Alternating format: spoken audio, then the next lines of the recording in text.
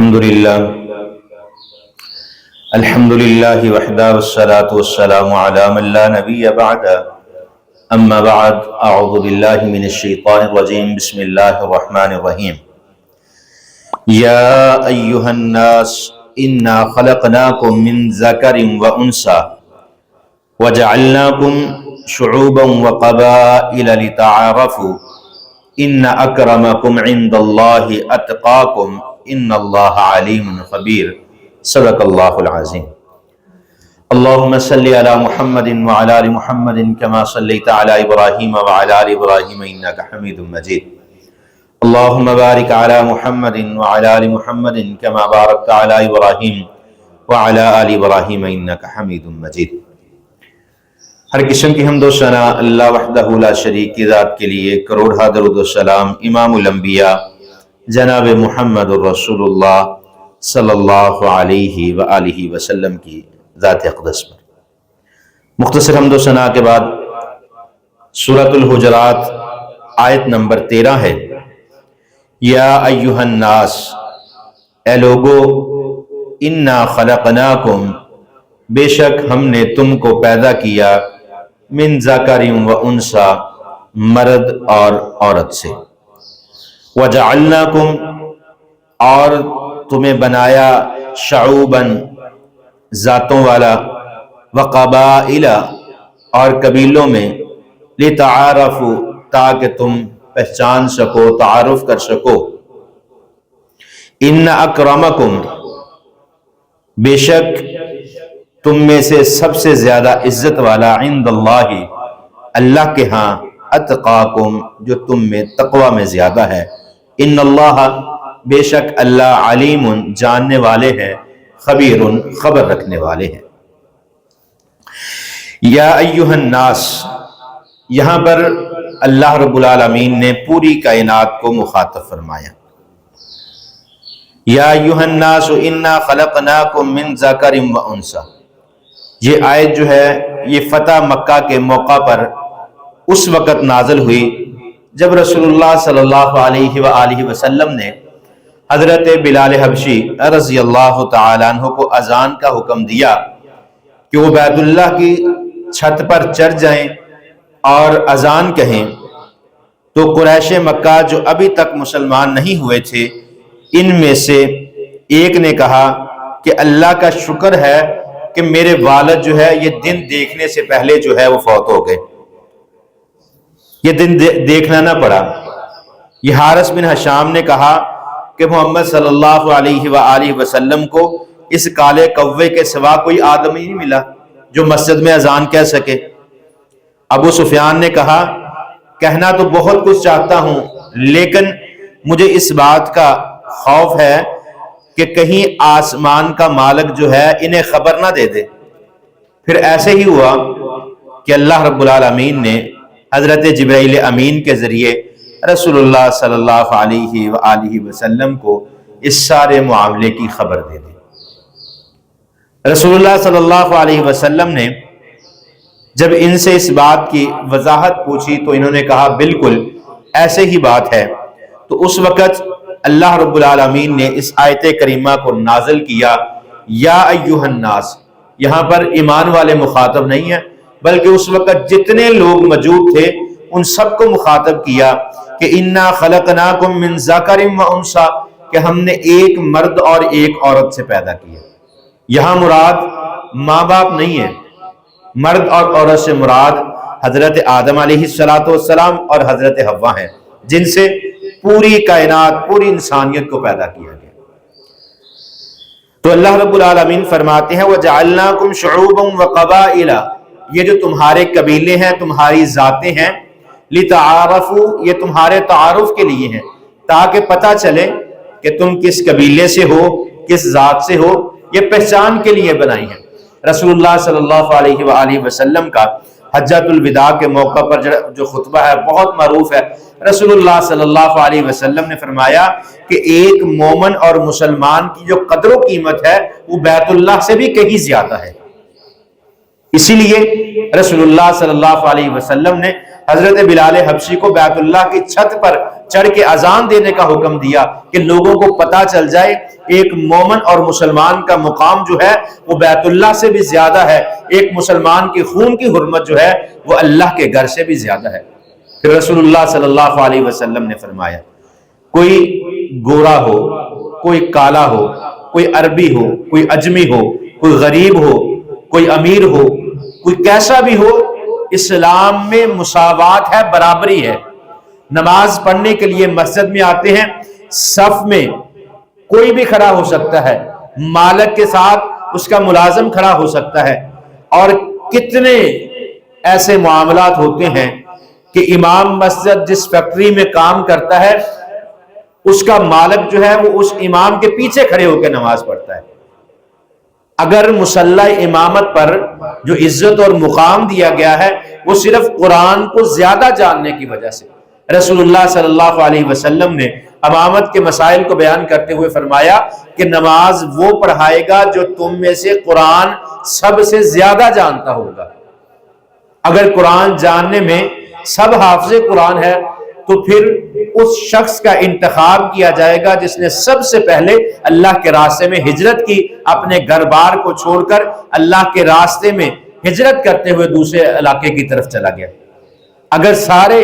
ہجرت کرنے والے ہیں تو رسول اللہ صلی اللہ علیہ وسلم نے فرمایا جو ان میں سے عمر میں سب سے بڑا ہوگا اسے مصلی امامت پر کھڑا کیا جائے گا۔ پہلا امتیاز کیا ہے؟ نہ عمر نہ ہجرت، جس کو قرآن زیادہ یاد ہے، عمر کوئی بھی ہو، قرآن کے بعد ہجرت پھر عمر کا تقاضا ہے۔ تو اللہ رب العالمین نے جو انسانوں کو پیدا کیا ہے تو اللہ کیا فرماتے ہیں وَجَعَلْنَاكُمْ شُعُوبًا وَقَبَائِلَ لِتَعَارَفُوا، یہ ذات پات، یہ اونچ نیچ، امیری غریبی، گورا کالا، ذہین کم ذہین، سارے فرق جو ہیں تمہاری پہچان کے لیے ہے۔ ان اکرمکم عند اللہ اتقاکم، اللہ کے نزدیک کامیاب کون ہے؟ جو تقوی میں زیادہ ہے۔ تقوی میں زیادہ کون ہے؟ جو قرآن کو سب سے زیادہ پڑھنے والا ہے، قرآن کو یاد کرنے والا ہے، وہ اللہ کے ہاں سب سے زیادہ تقوی والا، متقی اور پرہیزگار ہے۔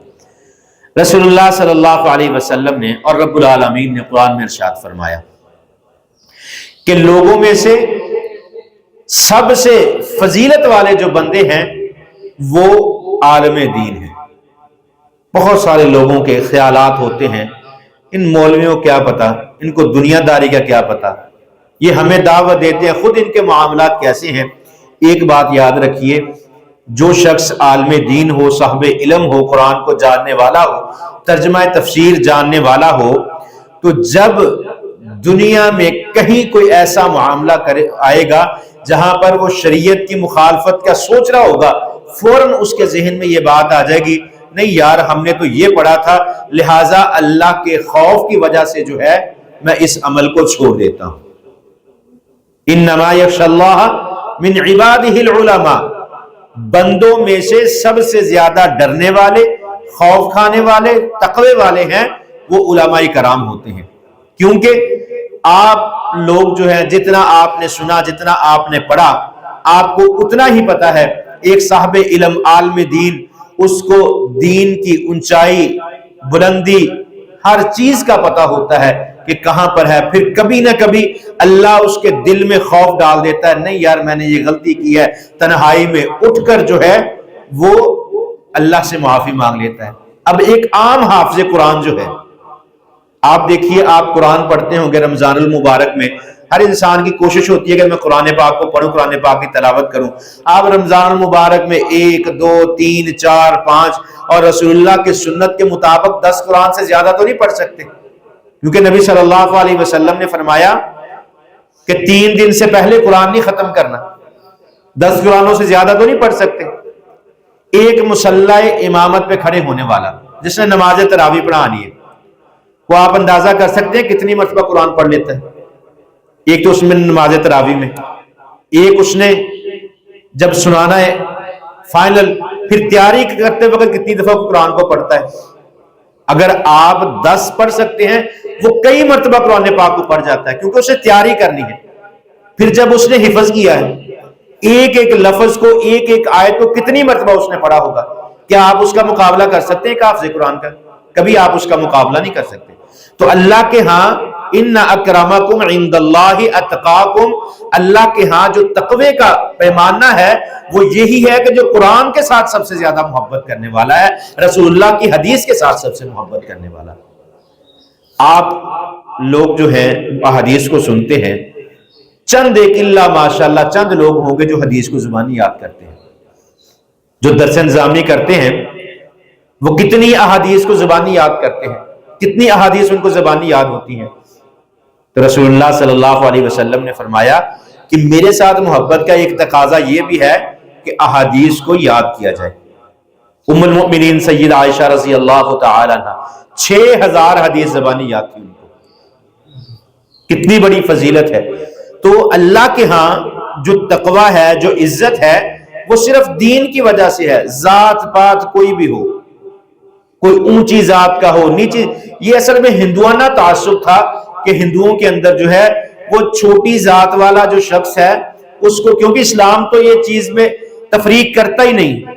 اسلام نے جو ذاتیں بنائی ہیں، اللہ نے جو قبیلے بنائے ہیں صرف تعارف کے لیے ہیں، لیکن ہندوانہ رسم و رواج میں وہ کچھ چھوٹا، جس کو ہم چھوٹی ذات کا، نیچی ذات کا وہ کہتے ہیں، جس کو سمجھتے ہیں، وہ نہ تو ان کا جو بیان کرنے والا، جس طرح اسلام میں عالم دین ہے، عیسائیوں میں پادری ہیں، اسی طرح ہندوؤں میں پنڈت ہوتے ہیں، وہ نہیں بن سکتا جو نیچی ذات کا ہے۔ لیکن اسلام کوئی بھی ادنا سے ادنا غلام ہو، حضرت بلال حبشی جیسا ہو، چلتا زمین پر ہے، قدموں کی آہٹ جنت میں سنائی دیتی ہے، کس وجہ سے؟ ان اکرمکم عند اللہ اتقاکم۔ حضرت بلال حبشی کی اگر سیرت آپ پڑھیں، سنی ہوگی کہ کس قدر تکلیف دی گئی۔ سب سے پہلے گلے میں رسی باندھتے، مکہ کے بازاروں میں لے کر پھرتے، جب پھر بھی دل نہ بھرتا انگارے جلائے جاتے، انگاروں کے اوپر لٹا کر امیہ جو بلال حبشی کا مالک تھا، آقا تھا، کوئلوں پر لٹا کر اس کے اوپر پتھر رکھتا، چکی کا پاٹ رکھتا، اس کے اوپر اپنا قدم رکھتا، پاؤں رکھتا، کہتا بلال کلمے کو چھوڑ دے، لات منات عزا کی عبادت کا اقرار کر لے، میں تجھے آزاد کر دوں گا۔ تو بلال رضی اللہ تعالیٰ عنہ زبان سے کیا لفظ کہتے ہیں؟ اللہ احد، اللہ احد، اللہ احد، اللہ ایک ہے، اللہ ایک ہے۔ حضرت ابو بکر صدیق گزرے، کہنے لگے بلال اتنی تکلیف آتی ہے تو زبان میں آہستہ دل میں اللہ کا ذکر کر لیا کرو۔ تو حضرت بلال حبشی فرماتے ہیں کہ مجھے مزہ ہی نہیں آتا جب تک ان کافروں کے، ان مشرکوں کے کانوں میں میری آواز اللہ احد کی نہ چلی جائے، کہتے مجھے تو عید کا مزہ ہی نہیں آتا۔ تو حضرت بلال حبشی رضی اللہ تعالیٰ عنہ غلام تھے، حبشی تھے، کالا رنگ تھا، موٹے موٹے ہونٹ تھے، دیکھنے بھی شاید اتنے خوبصورت نہ لگتے ہوں، لیکن اللہ کے ہاں مقام کیا تھا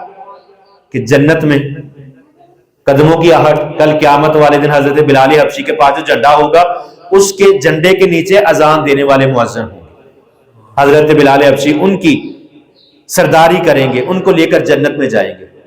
تو اللہ کے ہاں تقوی جو ہے سب سے بڑی عزت والی چیز ہے۔ تو یہ آیت کریمہ جو ہے ہمیں یہ اخلاق سکھاتی ہے کہ کوئی بھی قبیلے سے ہو، کسی بھی ذات پات سے ہو، تو اللہ کے ہاں صرف تقوی ہی ہے۔ جتنا آپ کا دل ڈرنے والا ہے، جتنی آپ قرآن کی زیادہ تلاوت کرنے والے ہیں، جتنے آپ حدیث رسول سے محبت کرنے والے ہیں، اتنا ہی اللہ کے ہاں تمہاری عزت ہے۔ تو اللہ فرماتے ہیں ان اللہ علیم خبیر، میں جانتا بھی ہوں اور خبر بھی رکھتا ہوں، تم اس چیز سے بے خبر ہو کہ آپ لوگوں کے ساتھ کیا معاملات کرتے ہو، لیکن میں ہر معاملے کی اللہ فرماتے ہیں خبر رکھنے والا ہوں۔ دعا ہے اللہ رب العالمین عمل کی توفیق عطا فرمائے۔ وَأَقُولُ قَوْلِي هَذَا أَسْتَغْفِرُ اللَّهَ لِي وَلَكُمْ۔ بیماروں کے لیے دعا کیجئے، خصوصاً نعیم